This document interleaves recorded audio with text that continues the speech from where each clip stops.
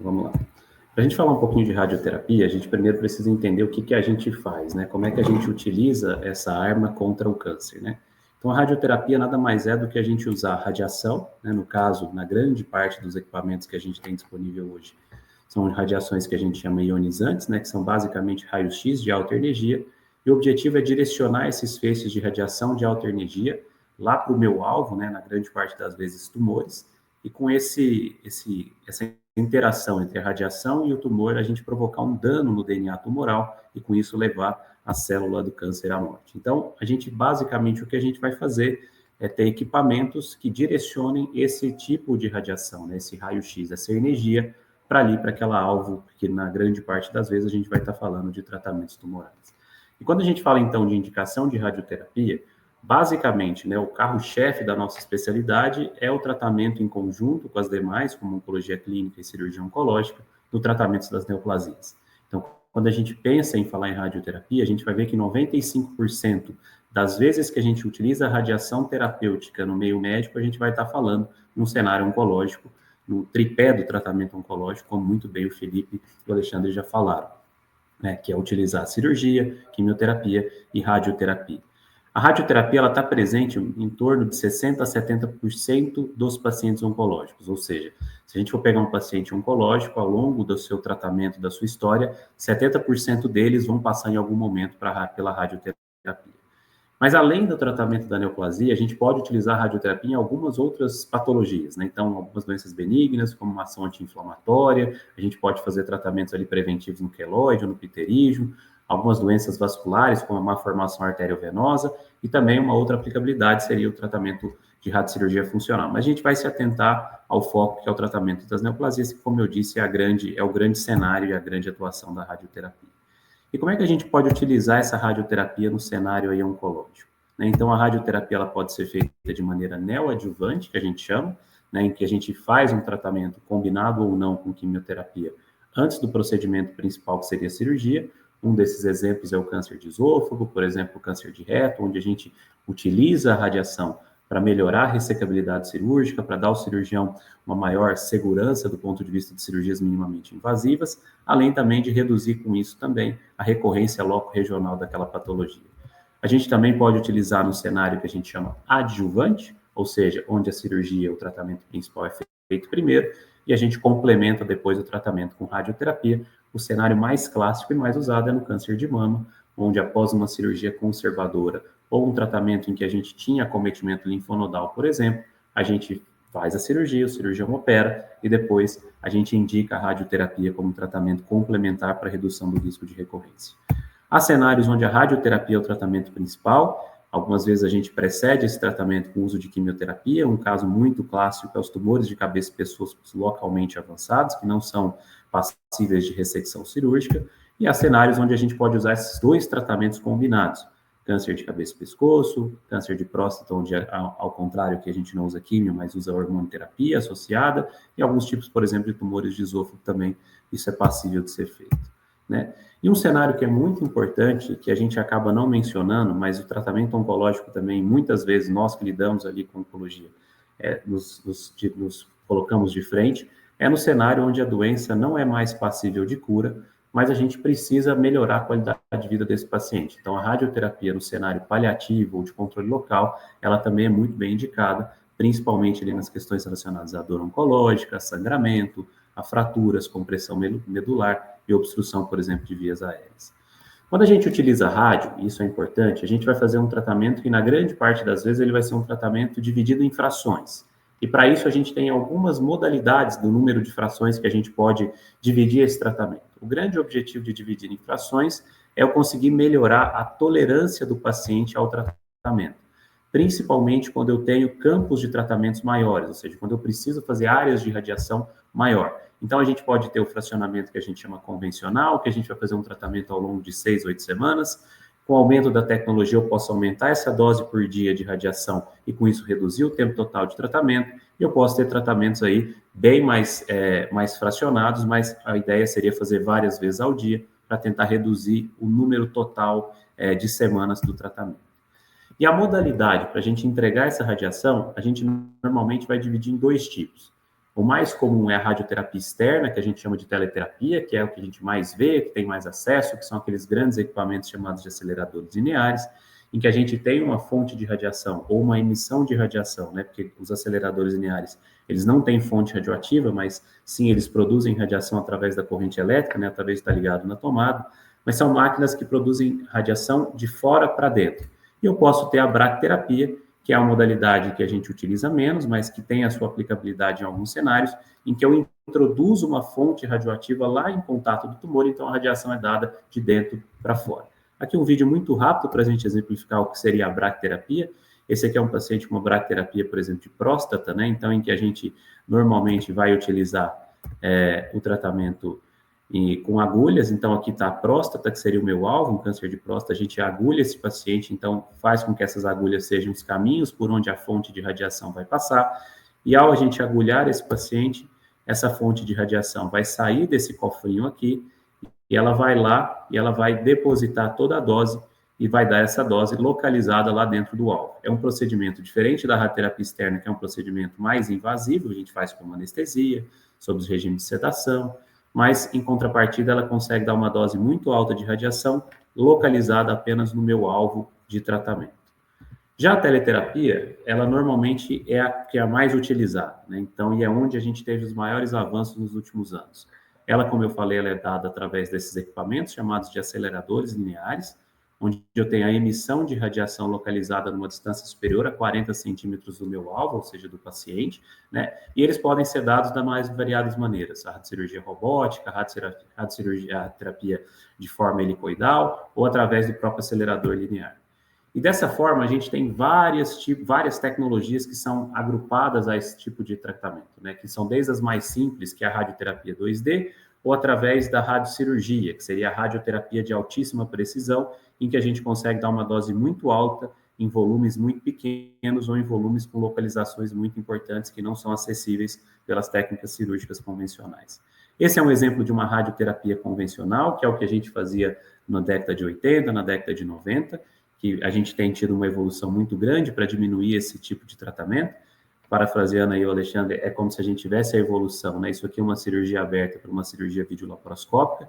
Então, isso é o que a gente fazia. O paciente fazia só, basicamente, uma radiografia. Então, aqui eu não conseguia enxergar ao certo o alvo do tratamento. Então, isso fazia com que eu tinha que dar uma dose de radiação meio às escuras, né? Então, fazer volumes maiores para ter certeza que o meu alvo de tratamento estaria sendo coberto. E aqui mostrando cálculos físicos extremamente arcaicos, era tudo feito à mão, para que a gente conseguisse dar a dose que o radioterapeuta, o radiooncologista prescrevia. Mas a gente via que era totalmente aí muito manual, né? Era um tratamento muito mais agressivo. Hoje não. Hoje os equipamentos eles contam com tecnologia de tratamento tridimensional. Então a gente primeiro faz uma tomografia, eu delineio esse alvo, eu faço vários testes no computador para saber se o volume de tratamento está de acordo, se a dose de radiação nos tecidos sadios está de acordo com aquela chance de toxicidade para ser a mais baixa possível. Então o meu tratamento fica muito mais preciso. Então eu saio disso, né, alvos extremamente grandes, né, para ter certeza que eu conseguiria tratar o tumor de uma forma geral, mas por eu não ter precisão, eu tinha que fazer áreas de tratamento extremamente volumosas para tratamentos como esse, extremamente precisos e conformados, com isso reduzindo a dose de radiação nos tecidos sadios, né? Isso foi evoluindo de uma forma, a precisão do tratamento foi evoluindo de uma forma que a gente hoje consegue fazer fusão de imagens no planejamento, como ressonâncias, PET-CTs, angiografias, para tudo melhorar a minha precisão e a minha melhor definição do meu alvo. Ao ponto de eu conseguir, por exemplo, esse é um caso de vida real, em que a gente tem um tumor, uma metástase cerebral de um paciente com um excelente prognóstico, né, numa localização muito eloquente, chamada de tronco cerebral, que é uma das áreas mais importantes, né, em que a gente sabe que ela é muito difícil de acessar cirurgicamente, e aqui a gente consegue, então, fazer um tratamento extremamente localizado, usando uma dose alta de radiação e com resultados extremamente animadores, né? E querendo ou não, essa evolução trouxe com que a gente conseguisse expandir esse conceito de radiocirurgia para praticamente todas as áreas do corpo, né? Então, os equipamentos hoje, como eu falei, extremamente complexos e tecnológicos, com presença de tomografias integradas ao equipamento, sistema de reposição ou mesas robóticas, tratamentos de intensidade modulada, faz com que a gente consiga melhorar ainda mais a precisão, a dose no tumor, poupar o tecido sadio e dar menos efeito colateral. Esse é um exemplo de um paciente também de vida real, em que a gente vê tratamento de múltiplas lesões cerebrais tratadas com radiocirurgia, através de um equipamento chamado de acelerador linear, mostrando que a gente consegue fazer esse tratamento num tempo muito tranquilo para o paciente fazer a tolerância e conseguir dar uma dose relativamente muito boa no tumor e uma dose muito baixinha nos tecidos sadios, a ponto da gente ver esses resultados, né? Aqui a gente vê um tumor cerebral, uma metástase cerebral de um tumor chamado de seminoma, né, em que a gente fez a radiocirurgia e 3 meses depois o paciente com uma excelente resposta. E esse acesso a essa tecnologia, né, o diagnóstico precoce, que foi muito bem falado, e o acesso à tecnologia também permite a gente fazer tratamentos que antes não eram passíveis de ser feitos. Eu gosto muito de usar esse exemplo, que é o paciente com câncer de pulmão estadio inicial. A gente fala muito, né, hoje, cada vez mais vem ganhando cenário, né, a gente fazer os screenings, as detecções precoces do câncer de pulmão também, principalmente naquele grupo de pacientes tabagistas, e a gente sabe que o tratamento da doença inicial do pulmão ela é cirúrgico, né? Então, quando o paciente ele vai para a cirurgia, faz uma cirurgia de qualidade, uma cirurgia bem feita, e hoje, como muito bem foi mencionado pelos meus 2 colegas anteriores, técnicas robóticas, técnicas laparoscópicas, esse paciente tem uma chance de cura enorme. Então, a gente vai falar de um câncer de pulmão em que a chance de cura do paciente operável chega a 90%. Só que se esse paciente, por uma condição clínica, ou por não ter acesso à cirurgia, ou porque normalmente são tabagistas, e a gente sabe que a reserva funcional desses pacientes são ruins, se ele não for capaz de ir para a cirurgia, e se ele não tiver acesso à tecnologia de radioterapia, ele vai para uma radioterapia convencional, e a chance de cura dele cai de 90% para, no melhor cenário, 40%. Então, eu vou perder mais da metade dos pacientes por não ter conseguido dar um tratamento adequado para eles, no caso da impossibilidade cirúrgica. Isso muda quando a gente expande esse conceito de radiocirurgia para o tratamento, por exemplo, do câncer de pulmão. Então, hoje, os tratamentos a gente consegue avaliar de uma maneira muito mais precisa a movimentação do tumor na hora da respiração. Com isso, eu consigo ter precisão, com isso, eu consigo dar doses altas de radiação e doses baixas de radiação no tecido sadio, e eu consigo fazer a radiocirurgia, que vai trazer resultados de cura muito semelhantes à da cirurgia. Então, se eu tiver acesso à tecnologia, eu vou conseguir fazer com que esse paciente, por não ter condição clínica cirúrgica, ele consiga ter acesso a um tratamento também de ponta, que vai ter uma alta chance de cura. Aqui é um exemplo também de vida real de paciente nosso tratado. A gente vê essa lesão de pulmão pequena, era um paciente que tinha um DPOC um enfisema aí muito volumoso, né? Então ele não era passível de cirurgia, a gente fez uma radiocirurgia, esse paciente está curado. Aqui é um exemplo que eu gosto de mostrar, né? Um paciente em que a gente vê o planejamento dele respirando durante o tratamento, e a gente vê ali o alvo bem delimitado, e a gente consegue, com isso, entregar a dose de radiação de maneira muito tranquila e muito segura apenas no tumor, né?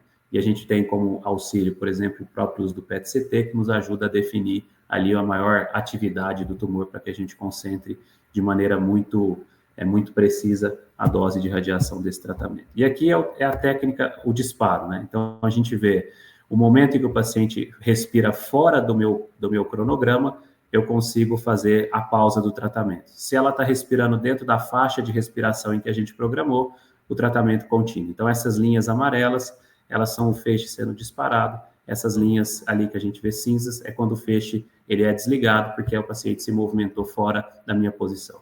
Então, isso a gente consegue ter resultados extremamente animadores, né, mostrando uma doença de pulmão inicial aqui de 60 dias pós-radiocirurgia, aqui normalmente 4, 5 meses pós-radiocirurgia, a gente vê uma resposta impressionante, como eu disse, trazendo alternativa ao tratamento cirúrgico naqueles pacientes não passíveis de cirurgia, né? Então, a evolução da radioterapia, junto com a evolução da oncologia como um todo, seja da cirurgia, seja dos tratamentos sistêmicos, né, ela possibilitou, em conjunto com as especialidades oncológicas, uma melhora significativa na sobrevida desses pacientes ao longo dos anos, né? Então, é nítido o quanto a gente veio avançando nas terapias oncológicas e a radioterapia faz parte desse papel. A grande questão que ainda a gente precisa entender é o acesso, né, e a distribuição dessas tecnologias ainda no nosso país. Infelizmente, a gente ainda tem equipamentos, principalmente no sistema público de saúde, que são muito obsoletos, né? Grande parte desses equipamentos tem mais de 20 anos, então não conta com essas tecnologias. Então, quando eu olho, por exemplo, a possibilidade de radiocirurgias, eu vejo que na saúde suplementar, cerca de 70% dos serviços conseguem fazer esse tipo de tratamento, mas infelizmente no SUS, 20% apenas desses tratamentos eles vão ser realizados. Então, a gente ainda tem uma dificuldade de acesso, principalmente no sistema público de saúde, assim como a cirurgia laparoscópica, os tratamentos modernos, eles vão fazer com que a gente tenha menos paciente na máquina, porque aumenta a precisão, eu diminuo o tempo total de tratamento, eu dou mais vagas para realizar o tratamento. Então, é uma briga que, junto com a SBCO, com a SBOC e com as entidades aí não governamentais, a gente tem tentado encampar junto aos nossos órgãos para que a gente consiga também a aprovação e atualização do cenário da radioterapia, principalmente na saúde pública do nosso país. A gente também está indo rápido, né? Além de tudo isso que eu mostrei, existem hoje novas tecnologias que logo devem estar disponíveis. Aqui, primeiro, é a protonterapia, que existem alguns projetos no Brasil. Esse é um tratamento em que a gente utiliza principalmente em cenários pediátricos, onde a gente utiliza uma radiação que a gente chama de alto peso e que deposita toda a sua dose na região do tratamento, diminuindo a área irradiada, né? Então, isso para criança, principalmente, faz muito sentido, porque a gente tem muita preocupação dos riscos da radiação, principalmente no cenário pediátrico, que é onde eles são mais suscetíveis à exposição à radiação, mas infelizmente é uma tecnologia ainda muito cara. A gente fala de um equipamento desse na casa de 30 milhões de dólares, mais uma manutenção na casa de 150 mil dólares por mês, então torna-se ainda inviável em grande parte dos países, incluindo o nosso.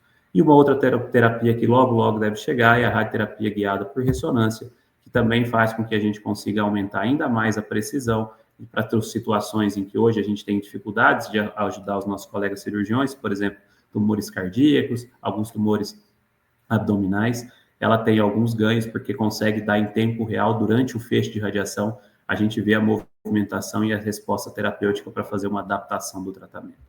Então, era isso. A mensagem final é um tratamento importante, faz parte desse tripé oncológico, né? Seja nesses cenários que eu mencionei. A grande questão hoje que a gente já está vivendo no Brasil é o avanço da tecnologia, e a gente, com isso, vai precisar avançar ainda mais as questões relacionadas a treinamento, porque a gente sabe que esses equipamentos, esse tratamento, ele precisa de um time multidisciplinar muito afiado, ele precisa do radio-oncologista, que é o médico, ele precisa do físico, ele vai precisar de tecnólogos, equipe de enfermagem, todo mundo ali se conversando e trabalhando de maneira junta. E, além disso, a gente tem o grande desafio, que é o acesso por conta dos custos e dos nossos financiamentos que a gente tem disponível, que muitas vezes não acompanham aos custos de manutenção e implementação dessas tecnologias. Mais uma vez, agradeço vocês, agradeço aí a SBCO pelo convite, você, Moura, também pela oportunidade da gente estar falando. Obrigado.